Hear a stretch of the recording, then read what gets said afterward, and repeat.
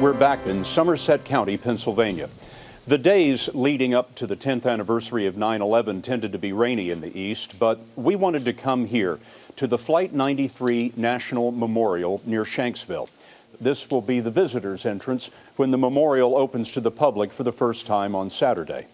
Flight 93 was the last of the planes to be hijacked. It left Newark Liberty Airport about 25 minutes late, and that delay allowed the passengers to find out what had happened at the World Trade Center and the Pentagon.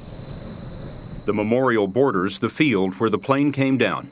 The Boeing 757 had been headed to Washington, aimed at the Capitol or perhaps the White House. But the last attack of 9/11 ended here when the passengers won the first victory in the war on terror. Mark Strassmann has their story. This is the moment after United Flight 93 exploded in the field. Of all the jets hijacked that day, we know the most about Flight 93 because the FBI found both its flight data recorder and its cockpit voice recorder intact, as deep as 25 feet underground. It was the only usable cockpit recording recovered from 9/11. The details of what happened are contained in the official report of the 9/11 Commission. About 30 minutes after Flight 93's late departure, United Airlines sent a text to the pilots, warning them of the other hijackings. Apparently in disbelief, the pilots asked for confirmation. Moments later, the cockpit voice recorder picked up sounds of a struggle.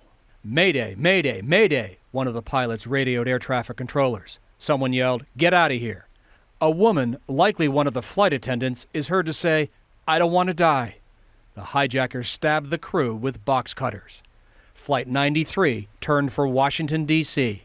The terrorist pilot, Ziad Jarrah, tried to speak to the passengers on the intercom, but instead he hit the wrong switch and broadcast this message over the radio. Hi, here's the captain. I would like to remain seated. We're home aboard and we are going to back to the airport and we have our demand to remain quiet. But some of them, including Tom Burnett, already knew what was really happening. He told me what was going on. Dina Burnett talked to her husband 3 times.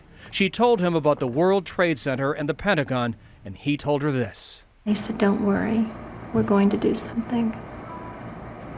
And he hung up. The voice recorder picked up the sound of the passengers outside the cockpit door. One yelled, "In the cockpit, if we don't, we'll die." Then there's the sound of a flight attendant service cart being rammed into the door again and again. The flight data recorder shows Jarrah, the pilot, rocked the 757 wildly side to side in an apparent effort to knock the passengers off their feet. What they did in 30 minutes is amazing. Ken Nackey's brother Lou was among the passengers. They were able to gain information, formulate a plan, voted on a plan, and acted that plan, put it in motion, and prevented a greater tragedy all in 30 minutes. How amazing is that? As the passengers charged the cockpit, one of the hijackers is heard to ask in Arabic, "Is that it? I mean, shall we put it down?"